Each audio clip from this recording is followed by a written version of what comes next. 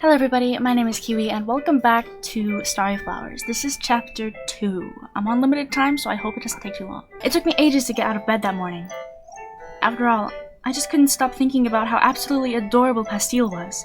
He scrambled out of here almost as soon as he woke up, saying he couldn't be late for work. Such a shame. Would have been nice to get one last round in. I did get a kiss goodbye though. It's nice to feel like a housewife for a moment, but I should get to work too. I have an order to fill, don't I? Periwinkle finally rolls out of bed and gets ready for the day. The order in question is for a nearby apothecary. Did you know? Air magic like mine is actually quite good for you. It's got nothing on actual healing magic, but the calming atmosphere it creates does wonders for one's mood. This particular batch is meant to help with insomnia, which is ironic, considering how late I stayed up with Pastille. Whoops, can't be getting distracted now. I need to finish up these last few bottles. Periwinkle closes his eyes and draws his wand. Large drops form at its tip, falling into the empty bottle one by one. With each drip, the bottle's contents swell, and after only the 5th drop, it's completely filled. Perfect!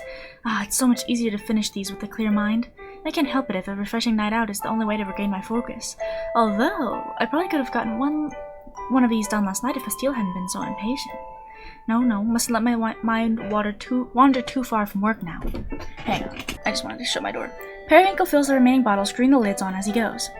There. Now my house is going to smell like lavender. I better head out before I'm lulled to sleep by my own magic. Ooh.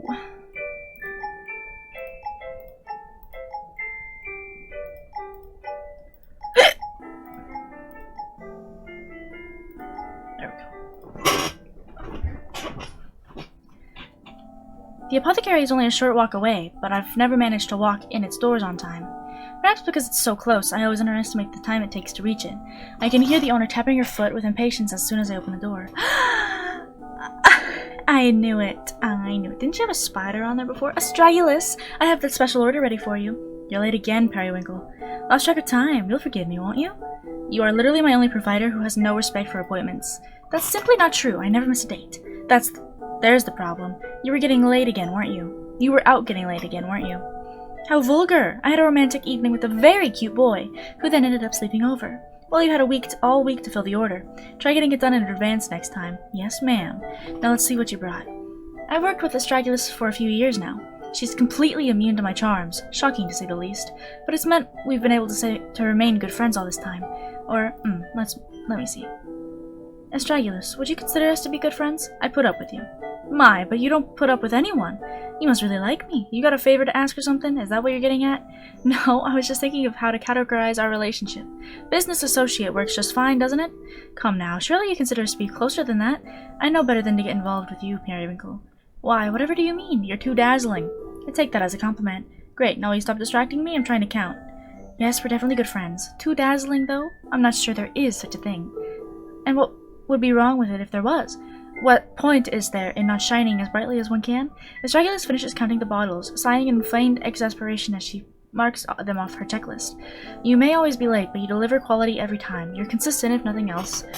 The waiting is part of the fun. It builds excitement when you say, nope, just builds frustration for me. But at least you always come through. She unlocks a small drawer behind the counter and takes out an envelope with Periwinkle's name scribbled on it.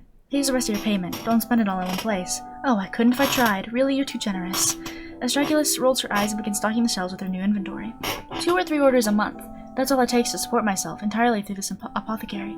Hard to believe my magic is really worth so much, but who am I to complain?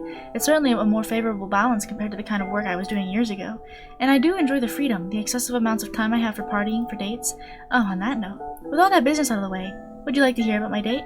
Would I like to? Not necessarily. Please, Astragalus, as someone with no romance in your own life, the least you can do is live vicariously through me. The no romance thing is by choice. I listen to you gush for your own damn sake. For my sake? Yeah, I'm afraid you might actually implode if you have no one to talk about this stuff. I'm actually making a noble sacrifice every day that you come in here with new tales of romantic conquest. If you're truly suffering, I shall desist. That's the thing, though. I do like seeing you all worked up over something, even if I don't understand it myself. So there is a mutual benefit. You'll listen then? Yeah, at least until I get all this put away. After that, I'm kicking you out for the day. Fair enough. I'd better be brief then. He's the absolute cutest thing. I picked him up at a candy shop yesterday. Fluffy pink hair with golden eyes, naturally rosy cheeks that make him look as if he's always a little embarrassed by something. He's shy, but not the type that becomes paralyzed in the bedroom. Periwinkle, for the last time, I do not need to hear about bedroom stuff. I wasn't giving any details, although the details are the best part. This is a safe for work zone only. Break that rule, and you're out of here. My apologies, I'll refrain. Anyway, my point is he's extremely cute, adorable in fact. Right, so standard fare for you. Absolutely not. If he was just your average cutie, would I be emphasizing his cuteness so much? I don't meet these people, so it's all the same to me. How can it be? The intensity is so drastically different, perhaps so intense that I have trouble explaining it properly. I'll say, all you've really told me so far is that he's cute and shy. He's kind as well. He saved the best part of our dessert for me without even asking. Wow, I would have led with that one. Oh, enough of your sarcasm. When all my favorite details are off limits, what do you suppose I'm left with? Well, all that really matters is that you had a good night, even if it meant you couldn't get here on time like I asked. I'm already hoping to see him again, to be honest. Oh yeah? Don't hear that from me very often. Really? But I've gone on second dates all the time. This guy got a name? I don't kiss and tell. No, actually, you tell me about everyone you kiss. Come on, if he's really the absolute cutest, it's a shame to keep him anonymous, right? Not like I'm gonna tell anyone anyways. Fine. His name is Pastille. Even his name's cute. Right? Oh, that reminds me. He sold me some candies that share his name. Would you like to try? Hang on. Hello? What the fuck? Sure, how could a witch turn down free candy? Periwinkle digs into his bag and pulls out one of the pastilles. He hands the candy to Astragalus, who promptly unwraps and it pops it in her mouth. These are good. Where'd you say this candy shop was? Not far from here, I'll give you directions. Oh, so they're not friends. Shortly after telling Astragalus where to find Adelaire's sweets, she unceremoniously kicked me out. She had long finished putting all those bottles away, after all. With money in my pocket and no more work to be done for the moment, I'm free to begin pursuing my next date. But wherever shall I go? It's a weekday, too early for parties, too early for drinks. I suppose I could return home and straighten up the place, however. Why would I busy myself with chores when I could be celebrating another order successfully fulfilled? Before Periwinkle can decide on where to go, a familiar witch approaches him. Periwinkle? Ah, Cassia, it's so lovely to see you. Yay, I'm so glad we ran into each other. How to describe Cassia? She's exceedingly cuddly. We met at a party one night, during which she latched onto my arm and never let go. Quite endearing. Since then, we've gone on little dates from time to time. She really loves my magic, so I tend to spoil her whenever we're together. Did you need something, dear? Ah, yes. I tried coming over last night, but you didn't seem to be home. Aw, you came to visit me? I'm flattered. I must have been out to dinner at the time. Sorry that I missed you. Oh, it's okay. I was mostly looking to talk. So, if you're available right now, do you want to go to a cafe? That sounds perfect. I would love to. We take our seats at the nearby cafe. It's a pleasant, sunny little place. I've come here often with all sorts of other witches. Cassia orders her usually hot chocolate with extra marshmallows, while I decide on a simple rose tea. Ooh, Periwinkle, could you make my marshmallows smell like roses too? With pleasure. Periwinkle's wand drops from his sleeve, and he gives Cassia's cup a quick little tap. Yay, it really smells just like roses. Just as you asked, my dear. Dear. It may slightly affect the taste, so just let me know if you'd like this well undone. Cassia dips her spoon in and lifts a marshmallow to her lips, blowing on it lightly before popping it in her mouth. No, it's wonderful. She truly can find the joy in any little moment, such a delight. Definitely a contender for the title of absolute cutest witch, though I would call her absolutely cute rather than the absolute cutest. It takes more than cuteness alone to earn the title of absolute cutest witch. That's where the difference lies, of course. But what am I thinking? How rude it is to begin ranking my dates in such a way. I must be stuck on the thought from my earlier conversation with Astragalus, trying to put Pastille's cuteness into words. He really is something special. It's all in the contrast. His polite, well-mannered, and proper exterior, concealing such intense desire, begging you to make the first move, and then going ahead and taking it on his own as soon as you... Enough of that. There's someone else in front of me right now, isn't there? Cassia continues happily sipping her hot chocolate before speaking up again. I missed you, Periwinkle.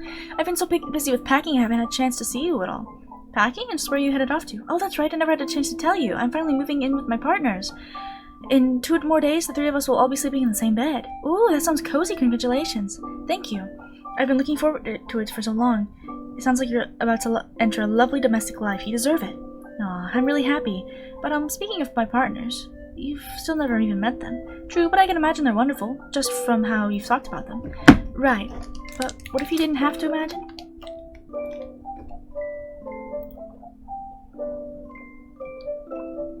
That's what I've been wanting to talk to you about. I was hoping we might all be able to go on a group date sometime. Oh? Yeah, because, I just think you're so wonderful, Periwinkle. I want them to know you too. Although it sounds fun, I'm a bit... Oh, wait, before you say no, they're both very easygoing and so loving and nice. I can promise it won't be overwhelming. That unfortunately isn't where the issue lies, my dear. I know you said you didn't want to get involved before, but I just know that would all get along so well. I'd like to reassure you however I can, but I still understand if you turn me down. But matters of love are so tricky, aren't they? I still recall the first time something like this was asked of me. I had been nervous going in, but I had also never entered a group situation before. I attributed my anxiety solely to that. However, it quickly became clear that I just wasn't suited to it at all. I do love to spoil each of my partners, but strictly one at a time. Perhaps I was left scarred by the breakdown in communication, the passionate fires of a long and established romance.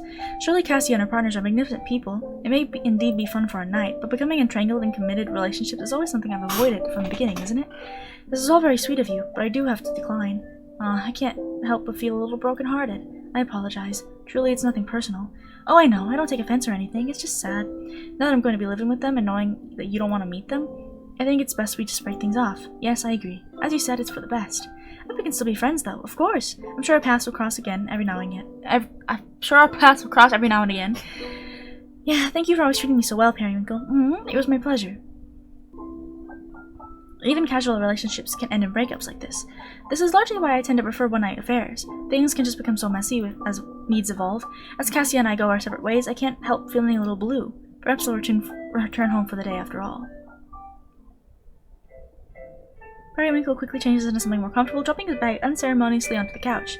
I could use an afternoon nap. Yes, that's precisely what I need. I'll wake up feeling refreshed and ready to go back out on the town.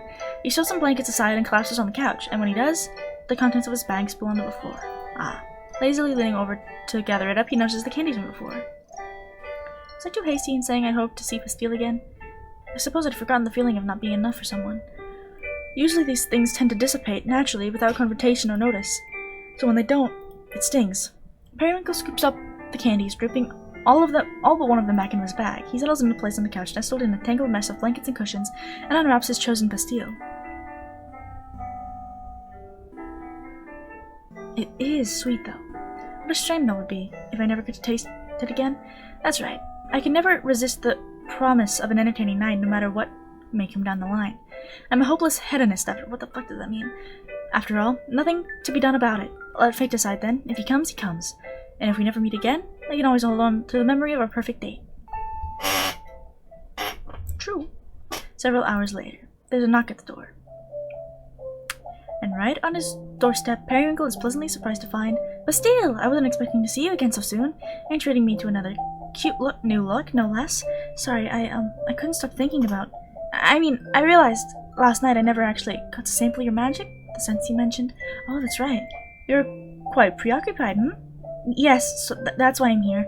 He finally manages to make eye contact, but quickly averts his gaze once more. Were you in bed? Sorry, I shouldn't have come so late. These aren't even my sexiest pajamas. I didn't say anything about that. But to answer your question, no, I wasn't. Although I did take a nap earlier this afternoon, I've otherwise been enjoying a relaxing night in. And I'm so very glad I didn't end up going out. I would have missed out on this flustered mess. Were you drooling? What the fuck? Would you like to come in? Pastille nods vigorously in response. It's still a bit of a mess in here, I hope you don't mind. There's a path, though. I've seen worse. Oh, maybe I'll let it spiral into further into chaos then. I'm just so competitive, you know? I'm not sure that's a competition you'd really like to win. Perhaps not.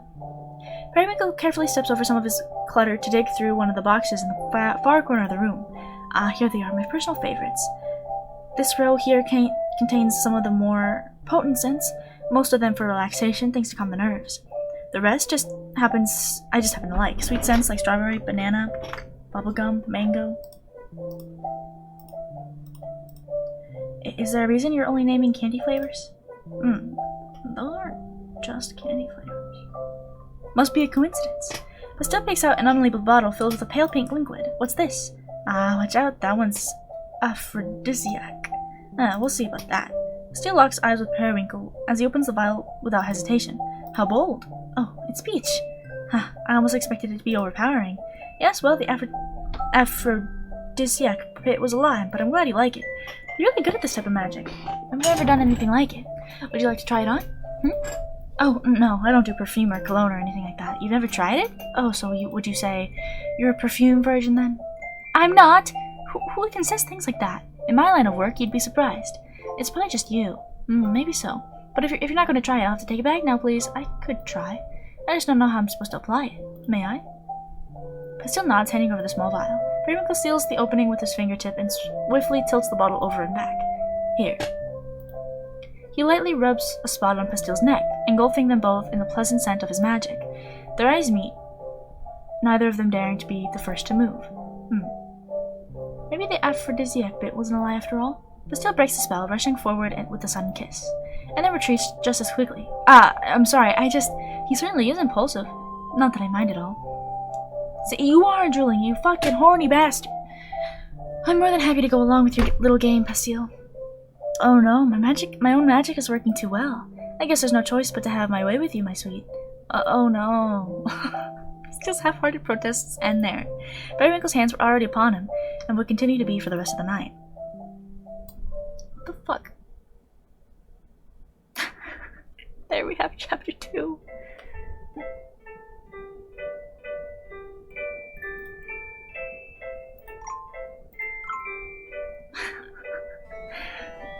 That was a short chapter, but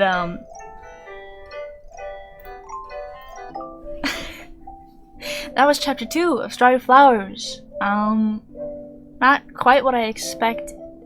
I cannot believe this is it's so horny. But yeah. Thank you so much for watching, and I will see you in chapter 3. Bye. I love you. Everything changes.